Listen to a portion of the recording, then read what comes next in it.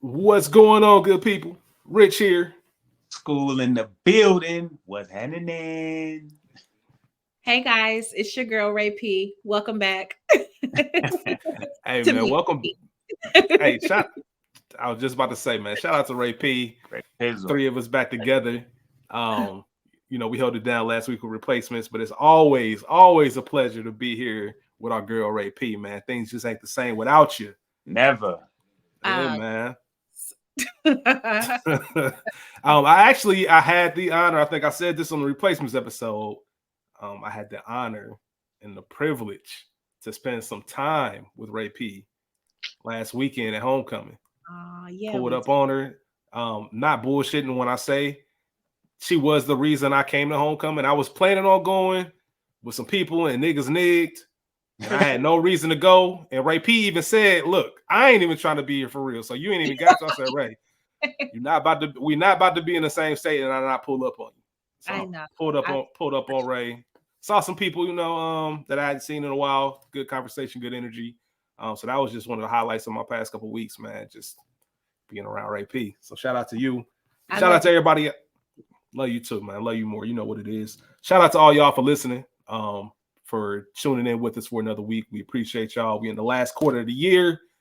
Feels like yesterday, it was a year ago this time we were talking about it and just getting things rolling. And, it's exciting times. So looking forward to it.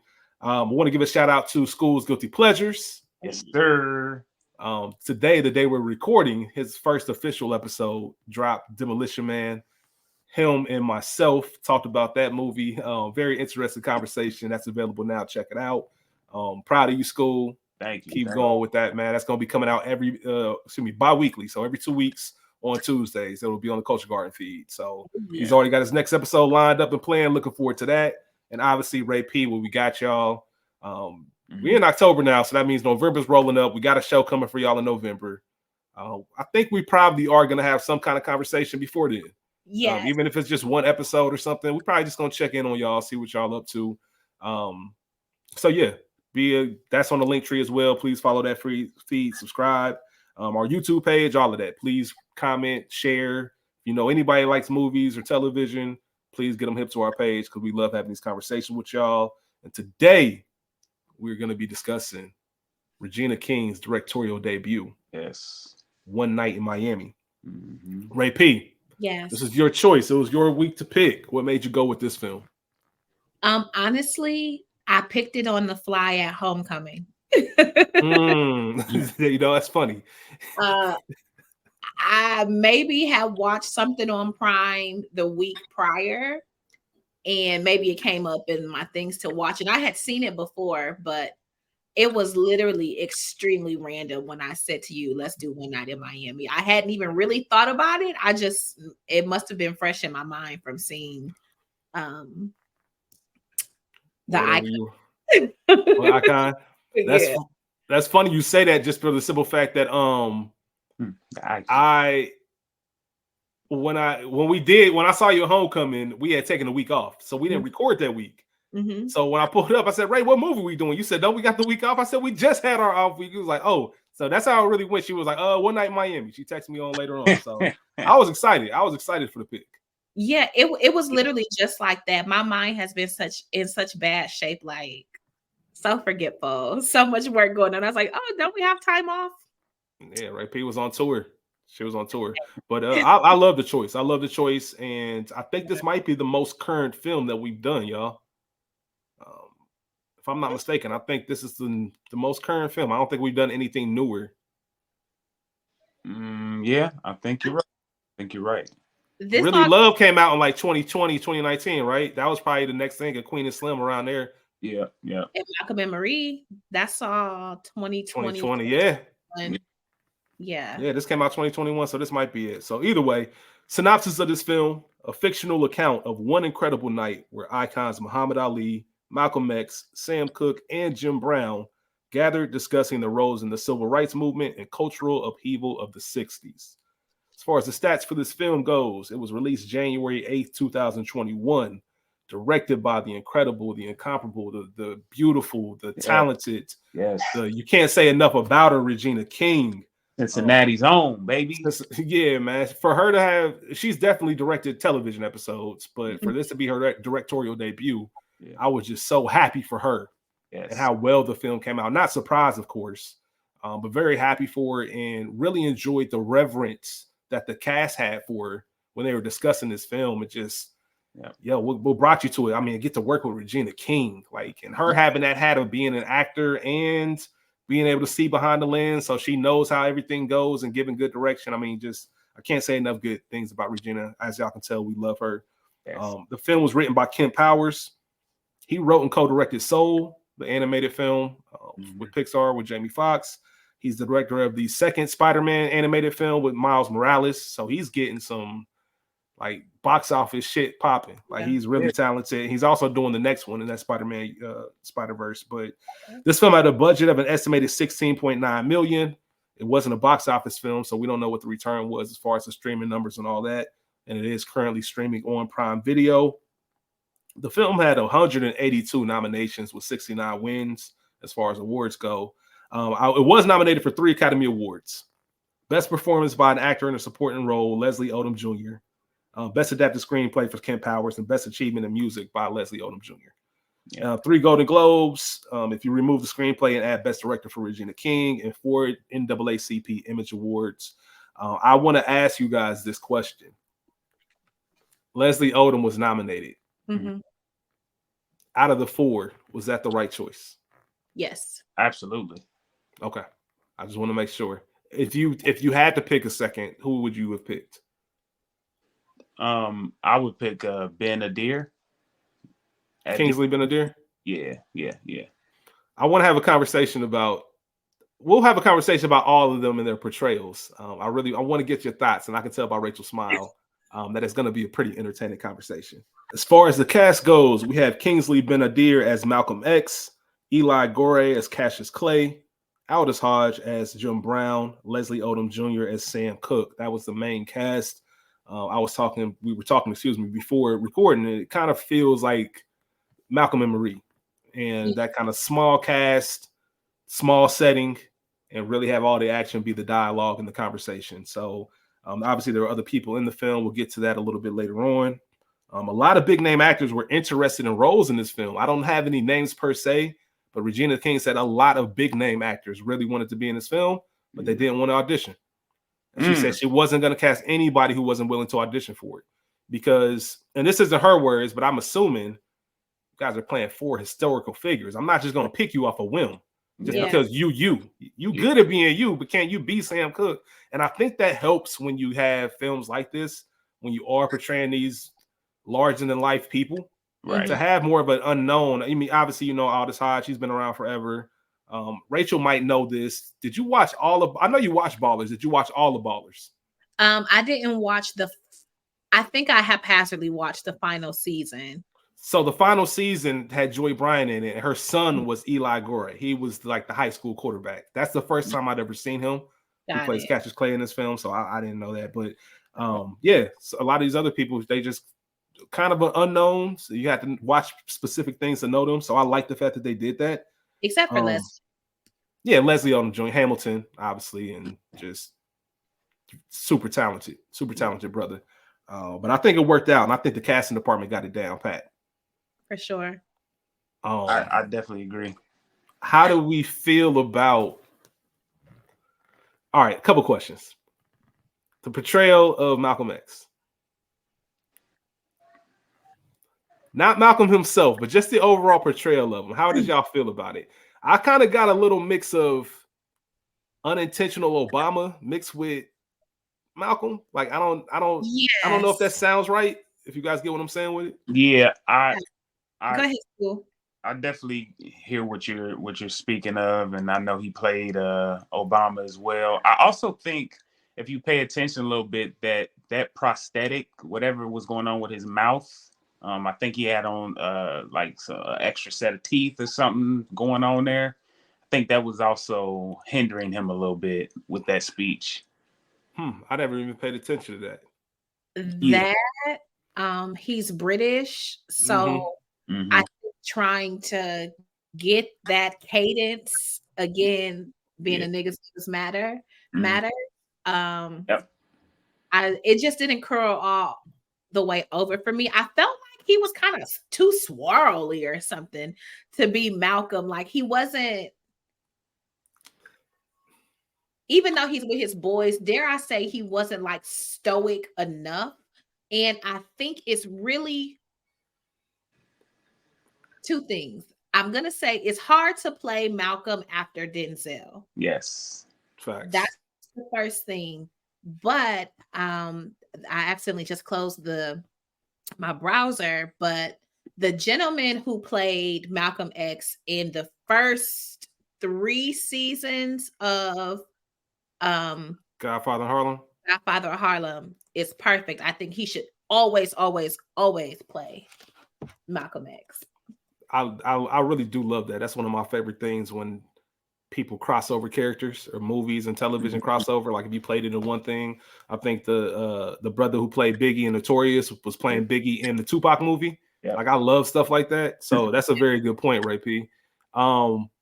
Yeah, I don't know if I can directly put my thumb on it, but something he did it, and it's almost like you picking at it because it was an incredible performance. Yeah. But there was just something that wasn't Malcolmish all the way there. He got some of it, but it wasn't all the way there. And I know the intention was to get these brothers out of their public image element. And I got something to say about the whole Malcolm because, you know, obviously Nigel Thatch. Nigel Thatch. Okay, then shout out to him. Obviously, with Malcolm and his character in this film particularly, excuse me, he's a little bit of a, in the words of Joe Budden, a buzzkill. Yeah. But I think there's reason behind it, and we can get into that. School, I know you love Will Smith and as Ali, love Will Smith in general. How do you feel about Eli as Cassius Clay, which obviously we know is Muhammad, but in this film he was Cassius Clay, so we'll refer to him as that. Yeah. Listen, he did his thing. I'll give him his props. I remember, I think this is what held me back from watching this movie at first was that character. I'm like, man, I don't want to see nobody play Muhammad but Will. And I watched it and he was amazing, especially that Kentucky accent, those second, when he said second, I got you a seat in the second row right next second row, yeah. Yeah, like I can't say it, I ain't even gonna attempt. But that was Ali, like better than Will. Like I was gonna ask you that. Yeah, so he definitely embodied that. He did his thing. I'm inclined to agree, School.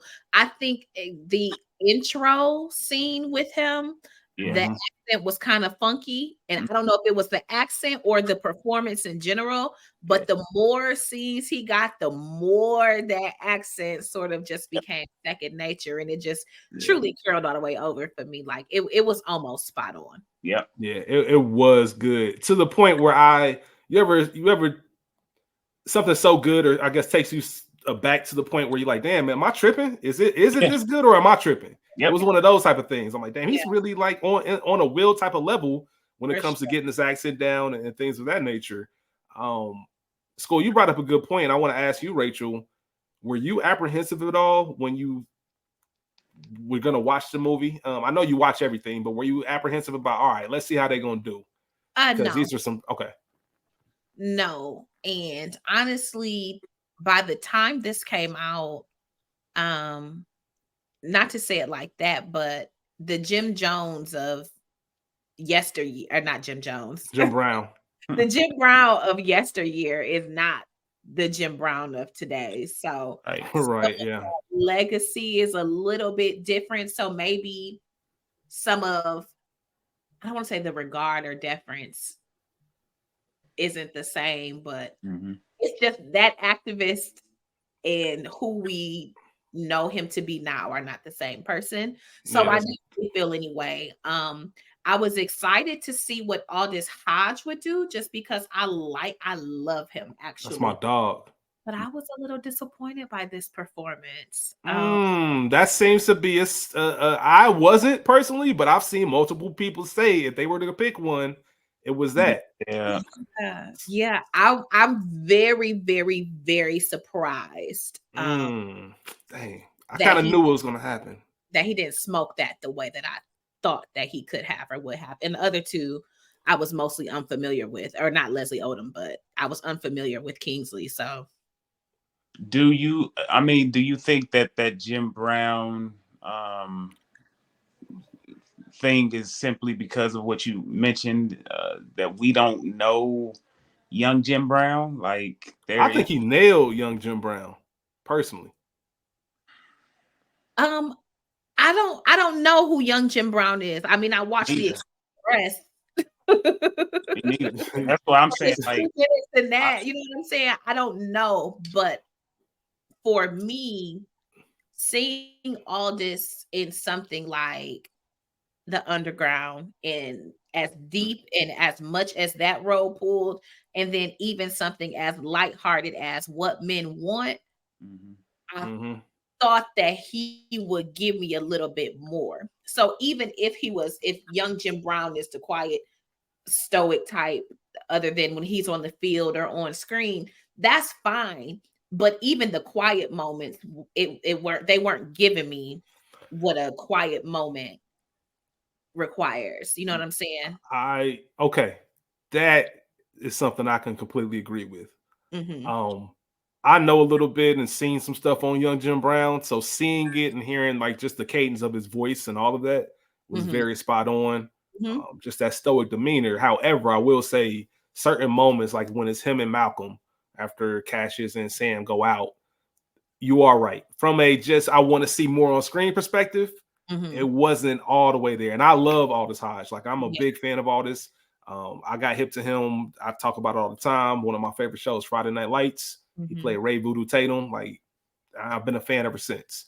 But yeah, I that was one of the things that I read a lot of, where people were like, all right, that was kind of, there were no weak performances at all. But the other three kind of stood out a little bit more than his. And I wonder if how much of that was what he had to do, what his role was in this whole thing. I don't know.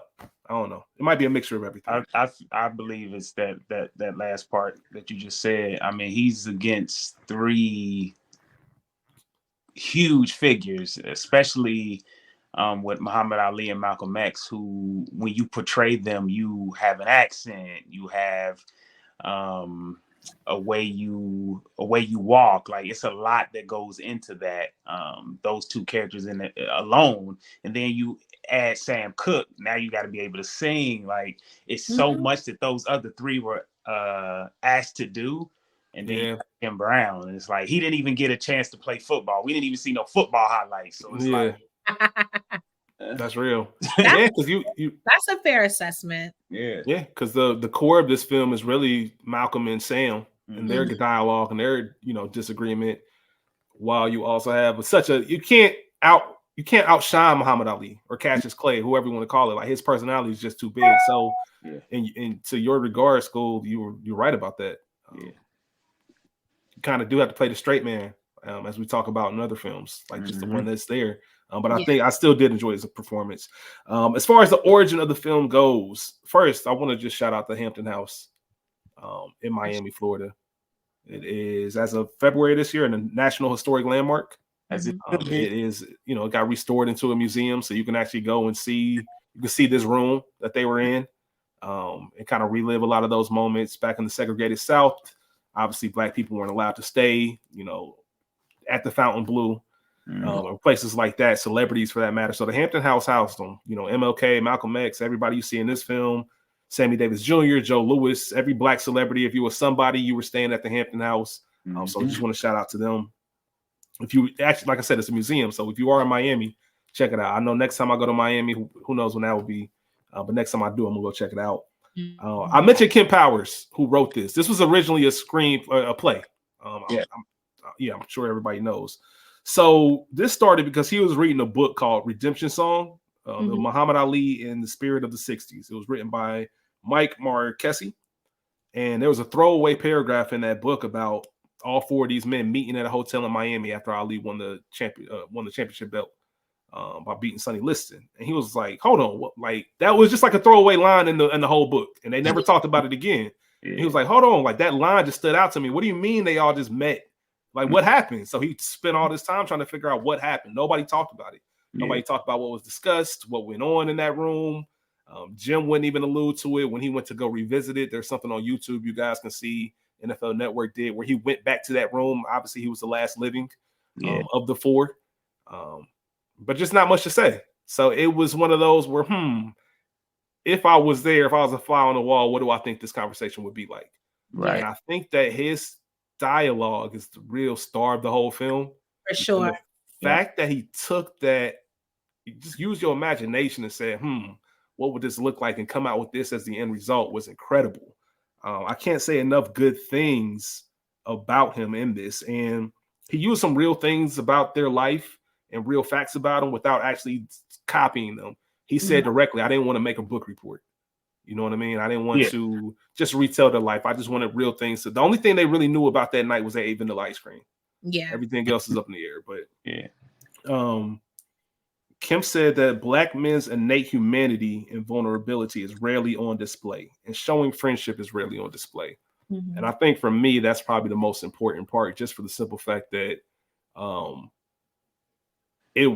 we talked about a little bit on If Bill Street Could Talk, like just that open vulnerability. It felt like, and if you're a little bit older, you'll understand this. Like there's certain friends that you probably hung with all the time.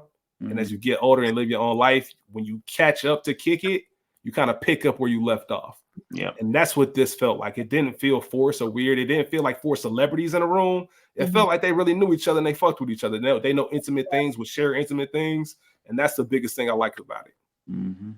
The way that they were chopping each other up, you gotta be real friends. Gotta be real friends. You gotta be real friends for us to recover, even though it almost came to blows, allegedly. You've got to be real friends to survive moments like that and intense moments, Yeah, that's a fact, because you need real friends. Real friends are always going to tell you the truth, whether you want to hear it, need to hear it, as long as it's going to progress you and it's not spiteful. But those are probably the people you have the worst fights with. Yeah. The ones you care about the most, because they know what buttons to push and they know what to say to really get under your skin to piss you off. For sure. Yes. Yes. Speaking of Malcolm and Sam and just their words, so there was no documented evidence of them having any issues. Kim Powers said that he used his own internal confliction to make that whole dialogue happen. He was on Star Trek Discovery writing. He was the only Black person on staff, and he was having this internal war about how much of myself do I insert into this room, knowing I'm the only person here. Yeah, and just that struggle of white, Black, and what's too Black. Am I doing enough? Am I not doing? Am I not doing anything at all? Like whatever the case is. I think that is even now still a struggle. That is still something to consider, especially if you're in predominantly white spaces. If you're in corporate America, how much of me are they going to get? Code switching is real, and to see entertainers do that, I think. My dad is a real big Sam Cooke fan, or was essentially. So I'm familiar with quite a bit of his music, and just seeing some of the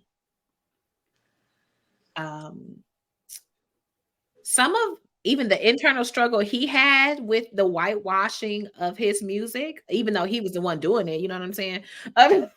Yeah. To go from being this church nigga, this gospel star, to then you crossover, the beloved, coveted crossover success. And this is what you making. Yeah. It ain't always what it seems. It's not always what it seems. It was very interesting. And I wonder, especially for Malcolm to be such a good friend of yours, I do wonder how much of that conversation was real, even if it was multiple conversations overheard and pieced together. You know what I'm saying? Like, nigga, you're making music for them and not for you, let alone your people. Right. That's crazy. Right. I have more things to say about that. Before I get there, one last thing, we'll get into some categories. Regina King, I just want to shout her out again because this was the first, her film debut. It was the first Black woman director that the Venice Film Festival hosted. So that was a first for them. So the pressure of, she said she felt pressure of opening more doors for success. And that's why she was really intentional and really careful with this film and wanted to make sure that it came out the right way because she knew so many people were coming after her. So if she didn't do well, that meant people behind her wouldn't do well. Yeah. And she really had a woman's take on things. I think there's something that I found very interesting that goes to show about Regina King and just having a Black woman tell a story about Black men. She's the one that said, you know, it's a love letter to Black men. But the Malcolm X scene with the daughter and the notes and the scavenger hunts, Yes, that was something that wasn't in the screenplay. That was something Regina King had found out and was like, like, can you write this in the script? And he was like, sure. Ken Powers has said, like, I don't think a male director would have done that. Like, I don't think he would have taken the time to show that side and that love of a Black father and his daughters. Yeah. And just those intimate moments that not a lot of people know about. yeah.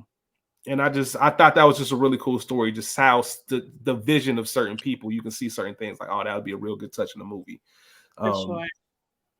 And obviously, the film is somewhat of a tragedy just because when you're looking at the date, February 24th, or it's February 25th, 1964, you know that 2 of the 4 men are within the last 12 months of their life. And it does give a different perspective when you look at it from that stance. But I will say the film did a great job of, I guess, keeping you in that room and keeping you in that moment. Yeah. For us to know that that's happening, you don't think about it often, other than, of course, Malcolm knowing he's being followed and peeping out the window. So yeah, School, you gonna say something? My bad. No, I was just gonna say, exactly what you said about Malcolm just being paranoid, and that that's obvious even with the conversation with Sam when Sam's like, "You're not as fun, not as fun as you once were." And if you Malcolm, it's like, bro, I got a shit ton of stuff going on, you know, which is, you know, real life. I recently just finished the book, the autobiography of Malcolm X, and it was powerful, very powerful. So a lot of this shit is real. Yeah, for sure. So I'll ask y'all, it's 2 years old. School, classic or not? I'm gonna call it a classic. Ray P? Culturally relevant and significant. I don't know if I'm gonna give it a classic. I'm gonna go there. I mean, I'm not. I'm gonna go there. I'm gonna say it's a classic. I'm jumping the gun on it. Let me acknowledge that. I'm jumping the gun on it being a classic. I'm one of those people you have to have maybe 5 years or so. It's either you know right away that that's something that's gonna be in your life forever, or you give it a good 5 years or so, see how you feel about it. A lot of things can change in 5 years, your perspective, your taste, but art holds up the test of time. And this is one that I do feel that I'll be watching yearly for quite some time. I just think it's that good. I don't know. Actually, now that I say that out loud, listen, it depends on how often I hear the conversation. Like, because it's the same conversation, but it is relevant. So it is a good reminder. Maybe yearly might be a stretch, but maybe every couple years, every 2-3 years, I'm definitely going to be watching this. Yeah. I look at it. Sorry, go ahead. Oh, I was just gonna say it's very interesting. The first time I watched this movie, when it first came out, I was, oh my God, this is amazing. This is so good. I'm gonna watch this. And I never went back to it until it was time for me to watch for recording. And all 3 times I watched it, it was a struggle to get through. Oh. Yeah, I was gonna say the opposite, Ray. I was gonna say that's what made me feel like this is a classic. I watched this 4 different times, and I watched it fully every time. Like, and I went back on a couple parts, like that Malcolm and Sam. Just that was the highlight. Yeah, oh, for sure. It's funny because Ray P, dare I say, you're highlighting our experience with Queen and Slim. How we loved it the first time in my life. Yeah, I'm thinking about our episode and how you just. I remember in school and myself specifically talking about the first time we saw it and just being like, "Oh my goodness, this is incredible!" And then it just fades over time. Especially after listening to you really killed that movie for me. I can't watch it. I can't watch it the same without picking up on certain things you said. But I digress. Nothing's like that first watch. Yeah. When you watch One Night in Miami, there's nothing like that first watch. I will agree there. But it does still hold up, especially if you haven't watched it in a few years. Yeah. I don't know how you struggled through it 3 times. Maybe because you knew you had to. I think, let me ask both of you guys.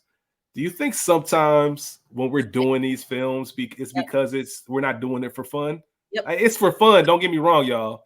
But it's also work. We have to make sure that we sit here and take notes and deliver quality content to y'all. So it is a little bit of, okay, I have to do this. It's a bit of a chore. Yeah. Versus I'm just chilling on a Saturday afternoon and I just want to watch One Night in Miami. For sure. But I try to watch it early enough that I can make it a good experience. Like, and like, you say you try to watch it early enough? Yes, I try to watch it as soon as I know what it is. I try to watch it the very next day so I can chill, get back, eat some popcorn, get that experience. And then I watch it the other 2-3 times as take notes as a podcaster. Okay, I got you. That's fair.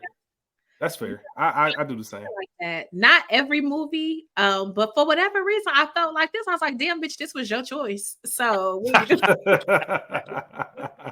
are you acting like that? Nah, that's funny. But but you know what? Not to cut you off real quick, right, P? It's funny you say that just because I learned that early on. There were movies that I hadn't seen in years. I'm like, hell yeah, let's do this. And I watch them when it's time to do the pod. And I'm like, damn, man, I wish I would have picked something else. Because I remember liking shit a certain way. And I'm like, oh, man, like I would have never picked this shit if I actually sat down and watched it before. For sure. So I don't know. Like, I don't want to make it seem like I'm saying the movie is horrible. Because I still don't feel like that, even though I struggled to get through it or found myself distracted throughout multiple watches. Oh man. But yeah, I don't know. It's just very interesting. I'm actually quite surprised at my reaction to it, considering what it once was. So let's get into it. You talked about it. What was your first experience? I watched it like the day it premiered on time, and I loved it. Like I can go probably through my Twitter archive and see me talking about it. You know what I'm saying? But that's a good idea. I might do that later. Yeah, it'd be cute. So I loved it then. School. I know you remember your first experience. Yeah. It was the day it dropped or the day. No, nah, nigga. I pulled up on you. Hold on, see, niggas be lying. Listen, you did was apprehensive about no, it. I didn't watch it the first time. And he convinced me. I definitely pulled up on School. I watched it the day it dropped. And was on my Ray P shit. Like, yo, this is incredible. Like one of those moments where I call School, like, yo, you watch One Night in Miami yet? Yeah. I'm pulling up. So I pulled up on him and we watched it together. Because there were certain moments that everybody out there listening, you guys know what it feels like when you introducing somebody to a movie. So you kind of checking them to see like if they're gonna react the same way I reacted to certain scenes. It's almost like going to the theater twice. I told you I'm sick. I do that. But going to a theater twice and seeing if the same crowd has the same reactions to certain shit. But I definitely remember sitting down and watching it with you, and you definitely fucked with it. That's what's up. And with Saudi, Eli was killing it. Yeah, Eli was killing. Yeah, you were Saudi. You were Saudi. You were surprised too, because I remember you saying you were apprehensive about that. Yep. Rachel, you said earlier about you got to be friends to have those kind of conversations, and just to be cracking like that. And that was one of the things I told y'all earlier. Regina said it's a love letter to Black men, and that's just one of the things I appreciate the most. Jim knows Sam well enough to know, like, I know he got a stash on him somewhere. Yeah, like I know this ain't no dry room. Sam got something. Like, check that guitar case. Like, trust me, I know my nigga. He got something on him. Those are small things that I just kind of love. You have the two friends that are always gonna butt heads, no matter what. Even if it's about small shit, it might not be as deep as what Sam and Malcolm were talking about, but you just know, like, yeah, that's my nigga. Like, but we too like-minded, whatever the case is. Yeah. Sharing intimate details with it. Like I said, when Jim's told Cassius, I'm in a movie. Like I did a movie last year. That's something he didn't want to get out, but he was comfortable enough sharing with Cassius. And obviously the honesty that went on. And I think a lot of that had to do with something that Cassius told Sam when they were in the car. Like, we have to stick around each other because only we get each other. For sure. You saw that. And obviously, not everybody is a foursome like that, but you got your crew. Yeah. And if you get each other and understand your struggles and understand everything you've gone through to get to where you are, then you do kind of need each other in a sense. And it does sting a little bit more when certain people, don't live up to your expectations or kind of cross codes and all that. There's a certain level of respect that you carry with that. And that's what was beautiful about it. You can have all of this and still have resolution at the end. Still have that final conversation. Like, look, this is where I'm coming from. Like, at the end of the day, no matter how much we go back and forth, it could be hours. So we always gonna end it with that. Look, you still my nigga, dog. Still my dog. I just want you to know why I'm like this and where it's coming from. So I always thought that was dope. And even though the arguments did go left, and they were talking crazy, it's the intent behind the crazy talk matters. You know what I'm saying? Yeah. Even when the delivery, and there were attacks on character happening for sure. Straight up, a lot. But I also love the fact that, like you guys were saying, that they are all such good friends that, Cassius went after Sam, and that left Jim and Malcolm alone to talk. And Jim knew something was up with Malcolm. Like, yo, like, you usually be on Sam, but not this hard, bro. Like, what's up? What's going on? Like, talk to me. Hey, you won the 1 and the 2 tonight, ain't you? Yeah. You on? Yeah.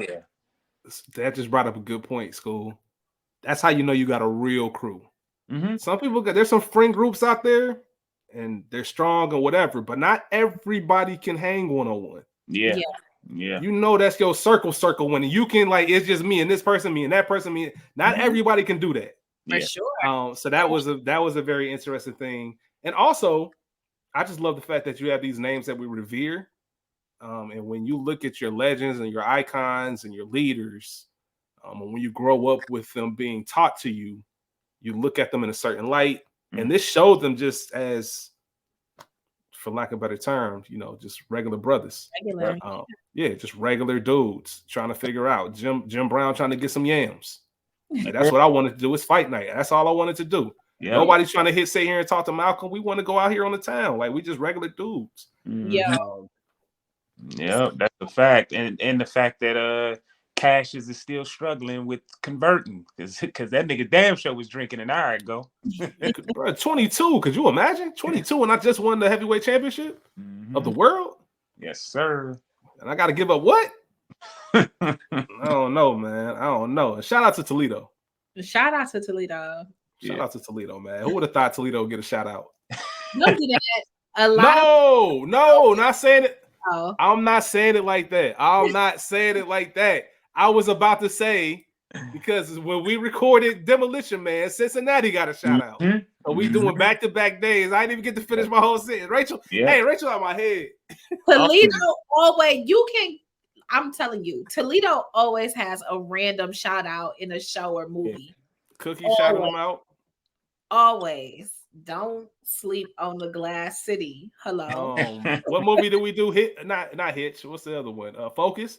The Toledo Fire, whatever that was. Yeah. Fucking All-American. Man. All out there. Very quick sidebar. When I saw Rachel, someone asked me where I was, like, where you living? And it's like Toledo, and my natural response like, hell nah. And Rachel, and shout out to Shy, man. They both kind of looked at me like, nigga, talk about our city. I forgot where I was. Come on, you in the mud talking shit? That's crazy. Yeah, man. Yeah, and I'll play where it's safe. And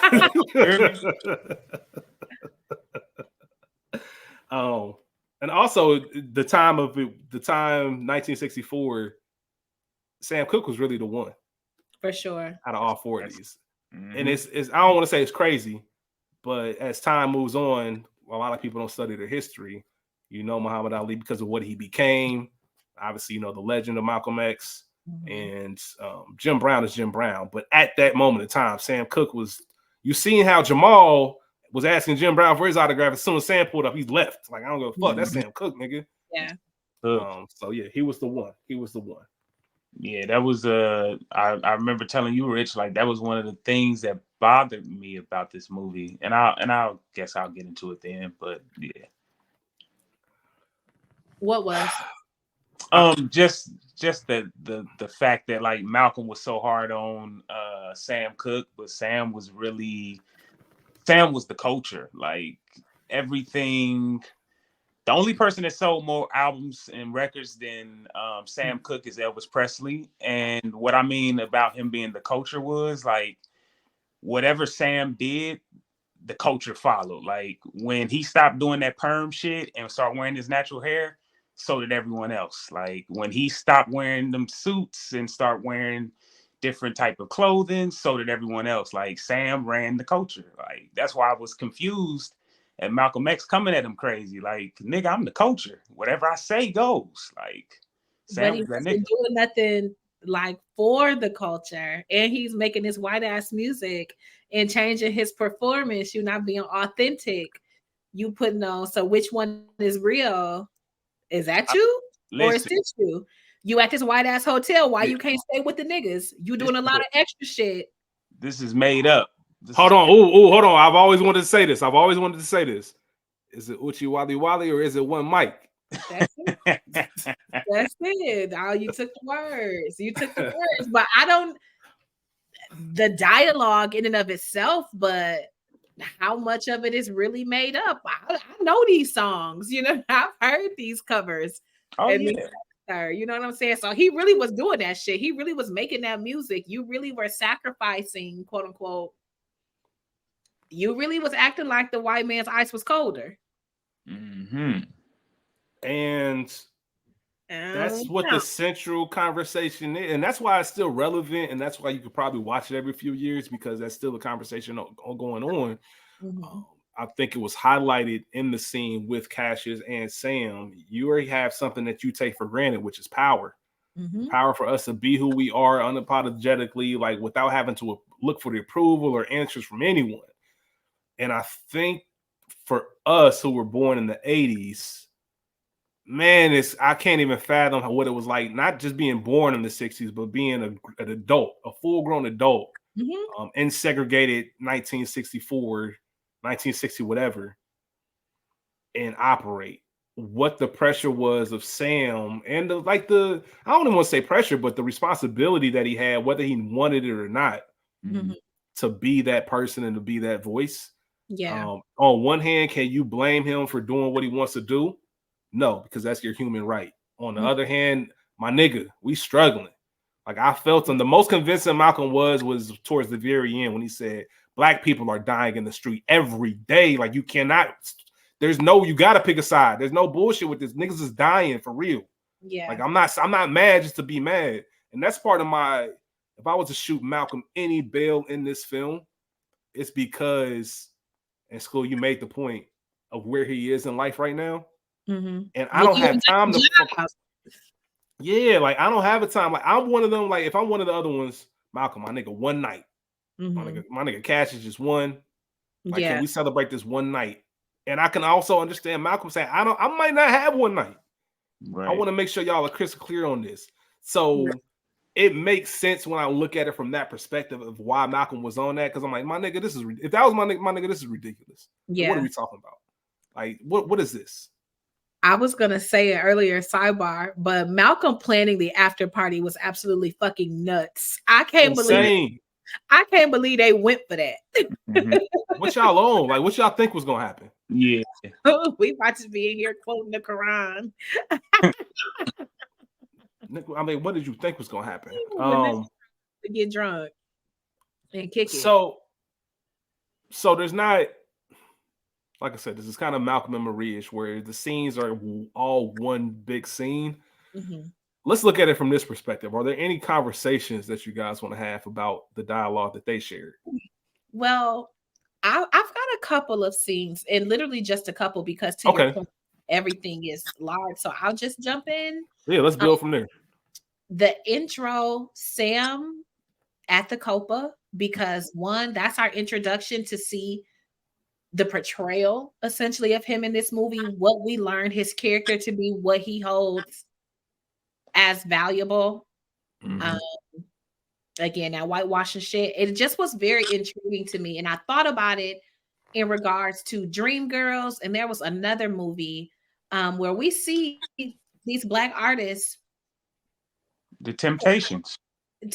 Yeah, but when they got to the Copa, the audience was geeked. So that might be 68. So 4 years later, essentially, that white audience was geeked to see the Temptations. But when I think of the history of Black performance and, you know, the subjugation of Black bodies and being forced to perform and this, that, and the third.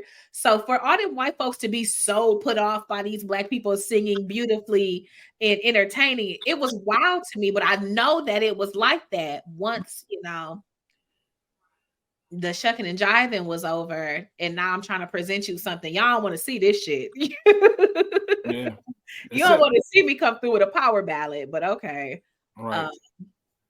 Then the Jim Brown intro in South Carolina.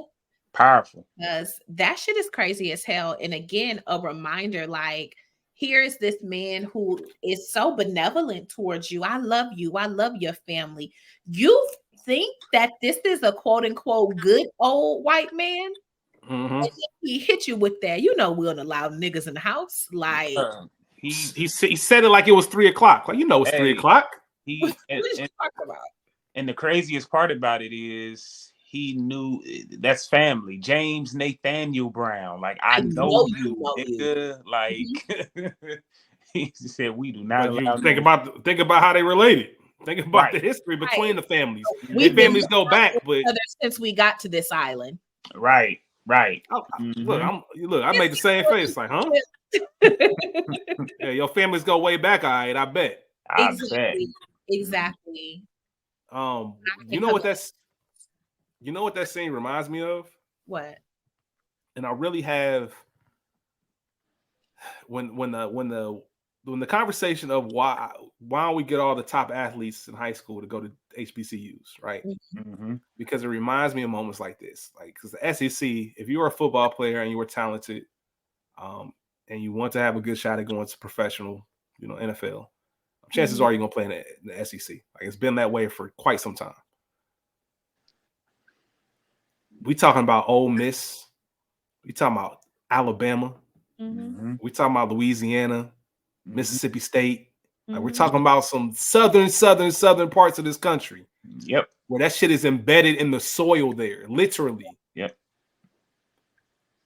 Texas and Alabama played this year, and Texas beat them at Alabama.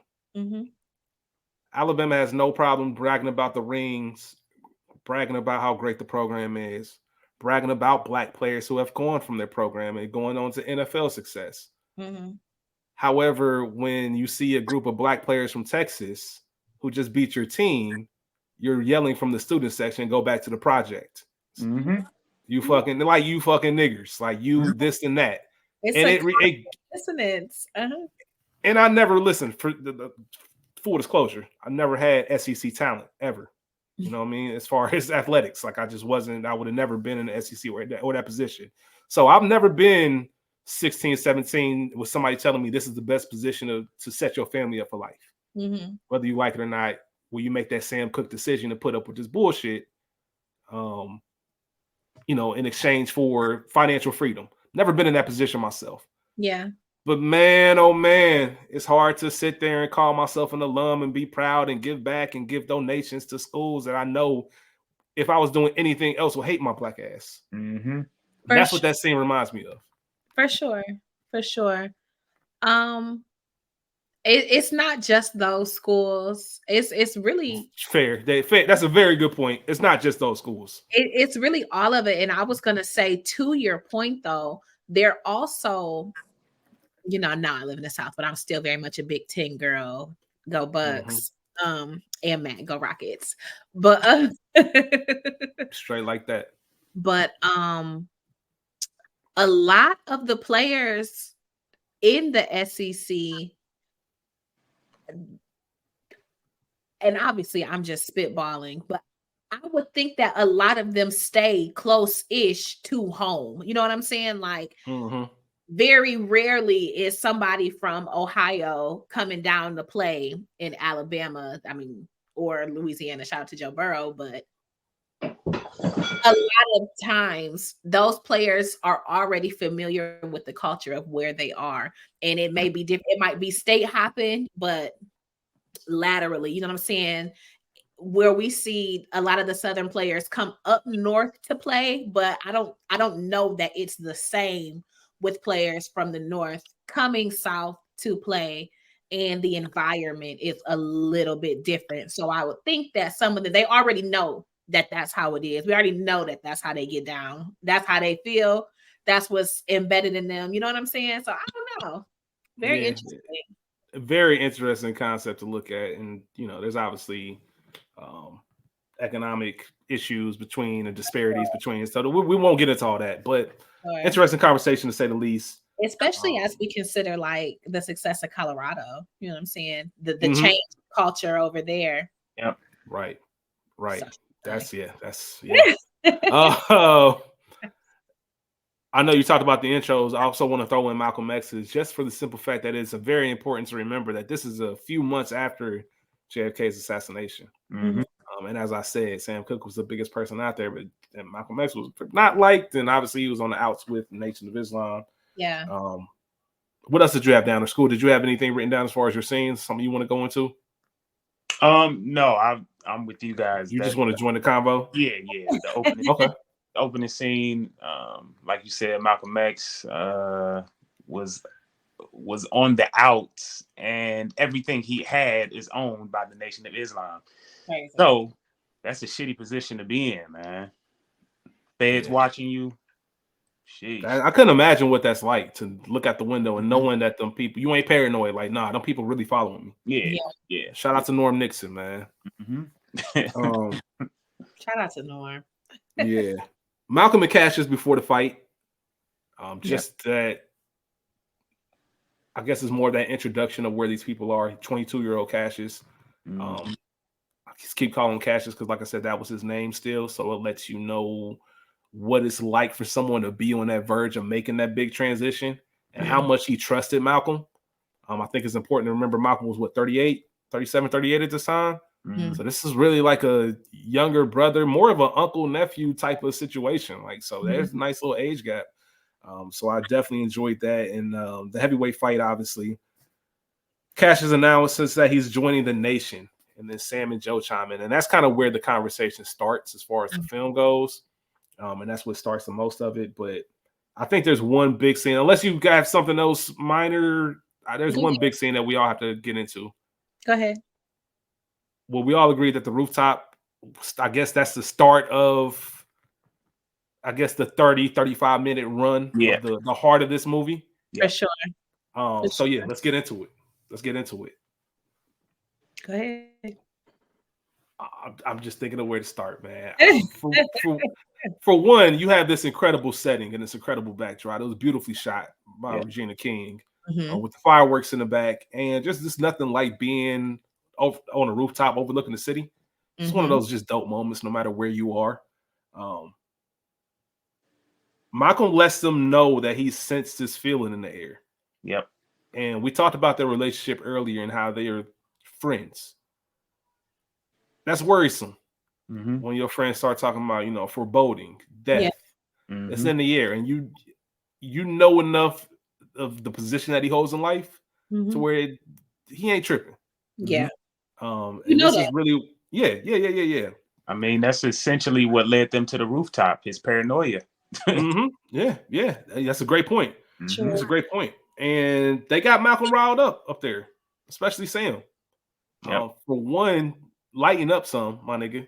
Taking your camera, flipping around. If that camera broke, I'd have been mad as hell. Hell yeah, his wife bought him that. Yeah, I ain't gonna be mad at you. You said what? He know they ain't had no money. Yeah, his wife bought him that. Yeah, they was broke. Yeah. You know who Sam reminded me of a lot in this movie? What's that? Q from The Best Man. Okay,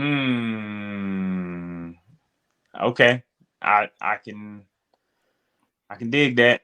Dig that. Okay, are you talking about just the way he carried it? I'm talking the way he carried it, Got that the mess way going. he egged it on, wouldn't back off, knew that it was going too far and had the ability to stop it, But but wouldn't, couldn't for your own. Nope. You know, either you gotta get your shit off. You gotta get your back. Yeah, and you Sam Cooke.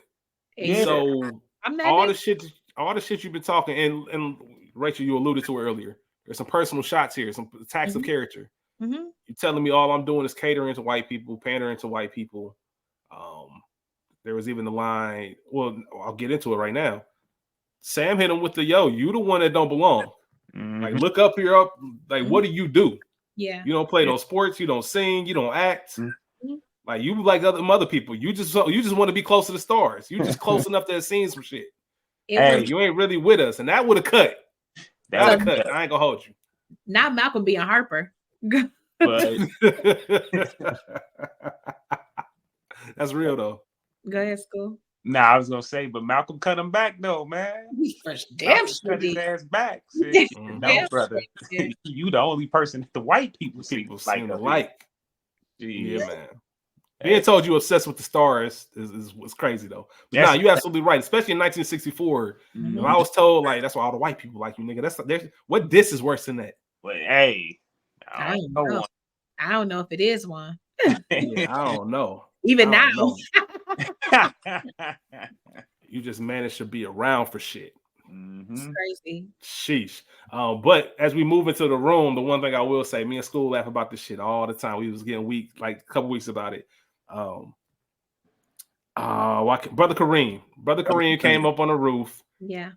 And him and Jim Brown got into it. And that nigga gave him that look. Like he wanted to do something. And then, God is great. God is great. Hey.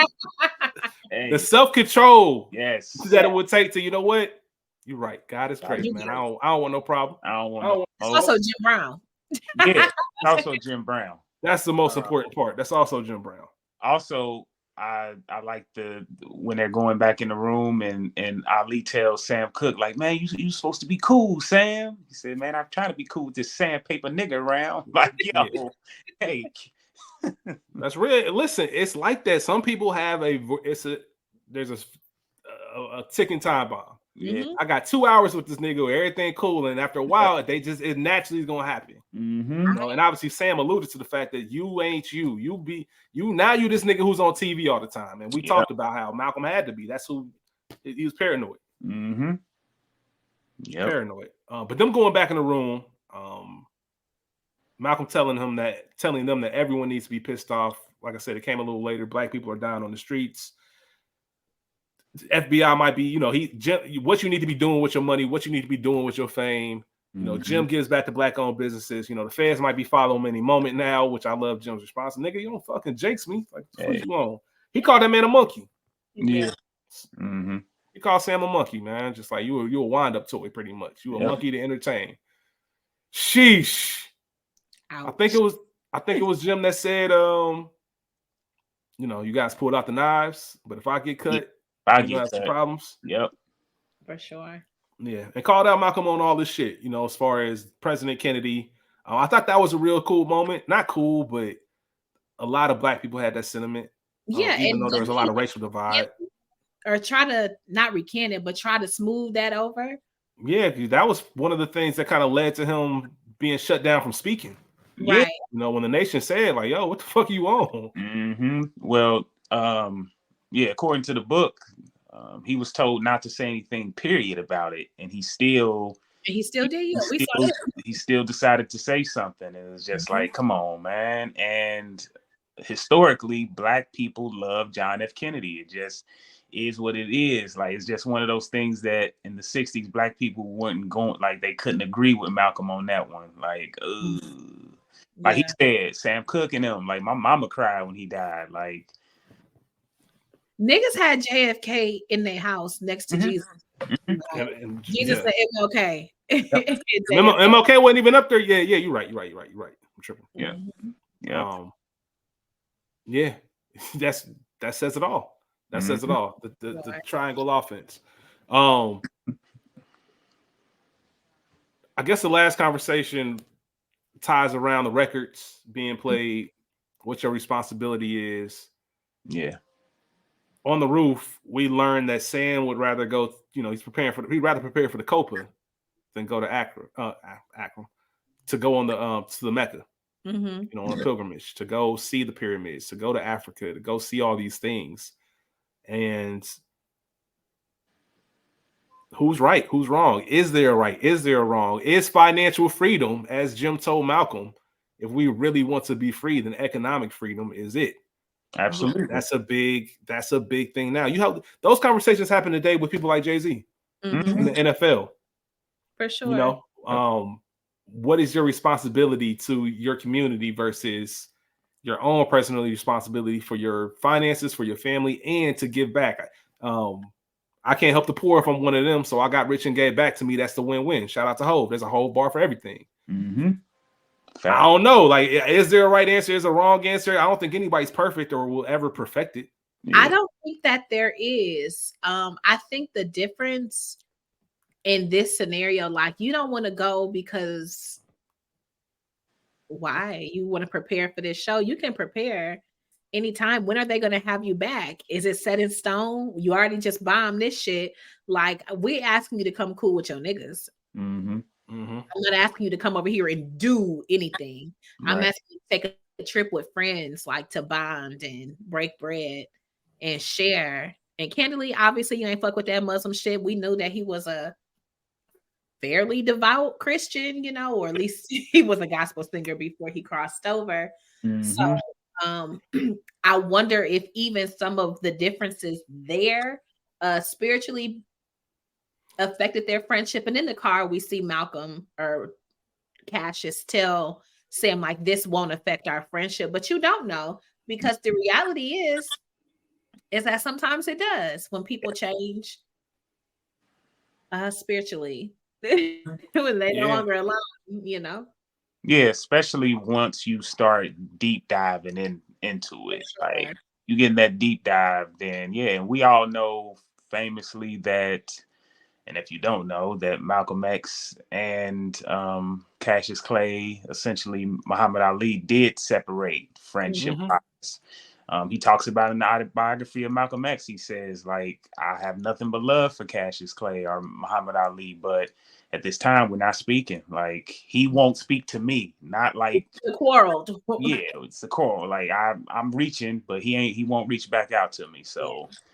And I'm sure that's something that Muhammad Ali would, regret. But, we live in he's on record saying that's his biggest regret in life. Is not his friendship, his ended friendship with Malcolm X. Yeah. Absolutely. So, like I said, that's part of the whole, you see this beautiful moment and this beautiful night, and everything's going to change in the span of a year. And it's never going to be like that again. So that's why it's really important. There's other things, with colorism, that's conversation we had a million times. We don't have to dive into that. But the point is, they dove into a lot of classic's not the right word, but age-old stereotypical conversations that are had within the community. And I thought they did a very good job of using these four men who we know met and use our imagination to see what they really talked about. And even like, when you think of a brother like Malcolm X, like, we all have our breaking point. Like, when Sam Cooke mentioned his dad, like, your daddy should have beat you hard enough or whatever he said. Like, and then Malcolm X wanted to whoop his shit. Like, we all have that button. Muhammad wanted to, or Cassius, should I say, wanted to. All of them, all of them got riled up. And I love Regina using the mirror. There were scenes where they would go in the bathroom and kind of obviously looking at yourself in the mirror, all of that while these conversations were going on. But I just thought it was a good historical piece just for us to have a little bit of fun with our heroes. Or whether if they're not heroes, maybe they were heroes at one point, or these humans, these important figures, because as Rachel said, you do enough living, Jim Brown in 1964 ain't the same Jim Brown, who passed away in 2023. And that's just kind of what it is. I'm not faulting him for that. It's just a fact. just the way of life. So yeah, sometimes you don't remember. For those who do remember Jim Brown in that way, maybe that was a good reminder of what times were like and what he did mean at a certain point before he started having, different beliefs than what he had around this time. But one last random thing that I want to say before we get into quotes and wrap this up. Boston, which I always think of, anytime I see live music, I think of Ray P. But in the world, am I the only person that gets wild sometimes that, these people that we look at in movies, they actually, we talked about it a little bit and Get On Up. People actually existed, and there are people who walked this earth that saw them perform live. Yeah. Like I'm looking at this and I'm like, Sam Cooke, just seeing Sam Cooke perform live would have been crazy. It would have been crazy being there that night. It reminds me of Big Sis. Like my big sis went to FAMU, she went to HBCU. She saw Biggie perform. And that still blows my mind every time I think about it. Like, yo, my nigga, you saw Biggie. That's insane. That's crazy. Yeah. Like I couldn't imagine seeing, especially people we don't have a chance to see anymore. Yep. Anyway, best quotes. Ray P, you got anything? I only have a couple. Of course, we won't allow niggers in house because what? You mean no one else is coming? But I wanted to get some pussy tonight. And just because I'm militant don't mean I don't know how to have a good time. That nigga said, I got more rep than 1, 2, all 3 of you fools. Whatever you said. Start using quotes from the 40s and slang from the 40s. Yeah, sit down, Malcolm, man. It's important though. He was like older than everybody by like at least what? I think Sam was 30, Malcolm was 38, Jim Brown was 28, and Muhammad was 22. Cassius, should I say? So, yeah. School, you got anything? No. I got a few. Obviously, got to start with the most important. God is great. Of course, I'm gonna sound like a heathen for my next one. When Sam Cooke was in the hotel room with his wife. Get on over here, girl, and let me smell those panties. I thought that shit was hilarious. Was that his wife? Yeah. That was Bobby Womack's future wife. Oh man, chill out, man. And I ain't lying on enough in the movie. And they mentioned him in the movie. Like, come on, they was dirty. Yeah, they were there. That was a little bit funny. That was dirty. The line that probably made me laugh the most the first time I watched this film. What's wrong, brother? Ain't your shit safe in the black community? When Malcolm was going for that camera. This line, damn ass. Yeah, Sam was definitely. Hey, Rachel, you on something with that Q shit because he was just doing a little too much. Like, nigga, shut up. You know that mess. This one made me think of life. Why you gotta push back so hard on everything, Sam? Because I'm a pushy motherfucker. I'm Jim motherfucking Brown. Why don't you be like Bing Crosby about that shit, man, and accentuate the motherfucking positive? Yeah. And then everybody wants a slice of the pie, not me. I want the recipe. That was a bar. So shout out to everybody involved. Seeing Steelers. Leslie Odom. I mean, that's the best performance for me. That's it. Hands down, Leslie Odom. I do want to shout out to the brother that played Jamal. I thought his scene, the thief from Toledo. I thought that was an entertaining scene. Christian Magby. Yeah. So yeah. Things that bother you. Does anybody have anything? I think Rachel said the biggest one, letting Malcolm plan an after party. Yeah, that's crazy. Insane behavior. Insane behavior. Y'all should have known it was gonna be some bullshit. Yeah, man. Any actors from The Wire? Hell yeah. Of course. Man. Hell yeah. We got 2 of them. Lance Reddick, the late great Lance Reddick, who we lost. He played Kareem X. And then we also have Lawrence Gillard Jr. Where the fuck is Wallace String? Played D'Angelo Barksdale. And also want to shout out to Michael Imperioli. He wasn't in The Wire, but he is in The Sopranos. Chris Moltisanti. Sopranos fresh on the brain. Part of Good Earnest Sopranos. Got to shout them out. As far as wouldn't let that happen to me, do y'all have anything? No. Nah, the 60s was different. School, you got it. Yeah, that was definitely different. But I would have fucked with it though. I ain't gonna hold you. School. Any trivia? No. I got a few small things that I want to say. Leslie Odom Jr. is the 4th person to receive an Oscar nomination in acting and music categories for the same film. Jim Brown's daughter, Kimberly Brown, she had a small role as Sonny Liston's wife. If you look in the crowd and you see some paying away shots at Sonny Liston's wife saying, "Go, baby," that's her. That's Jim Brown's wife. So that was a shout out to them. And also Leslie Odom Jr., his real wife, Nicolette Robinson, plays Barbara Cook in this film. So real on-screen couple. I wouldn't want that. I wouldn't even want my wife to play that. I ain't mad at you, for real. I feel you. I feel you on that. That's one of those things that, yeah. Wait, what did you just say? I wouldn't. Me or school? Both. I said I wouldn't want my real wife to play that role just because of the history. Play your real wife? No, to play the history behind Sam Cooke's wife and all. Oh. Yeah, so you're given the fact that I wouldn't even want that omen over my shit. Yes. Like, don't even play. I don't even want you playing Barbara Cook. Like, that's it. With that being said, I might not even want to play Sam. That's some wild shit, man. If y'all look up Sam Cooke and Bobby Womack, that's all you need to look up. You're gonna get all all that, even his death, all of that, man. It's just it's crazy, man. It's one of those things. Can't end this podcast without mentioning Change Gonna Come. For sure. One of those songs that gets me like it makes me feel something every time I hear it. Every single time. It never fails. And never shout fails. out to Leslie Odom Jr. for his rendition. It's beautiful. Like it's dope. Yeah, he's dope. He's dope. Yes. Also, very random. So there's 4 main characters. They didn't know how to group them for award season. So they decided that Kingsley and Eli would be best acting or main, or and Leslie and Aldous be supporting. Okay. I think stupid, but okay. Yeah, it was just decided. There was no like real rhyme or reason behind it. Like a lot of pundits said all 4 of them should have been nominated for the same thing or been grouped together. Yeah. But yeah, I just thought that was interesting because Leslie he might have won best actor. Yeah. Nominated for best actor. Easily. Yeah. Even though he didn't win this, but the nomination was very valid. Mm-hmm. We get to the end of the episode. We have to rate this film.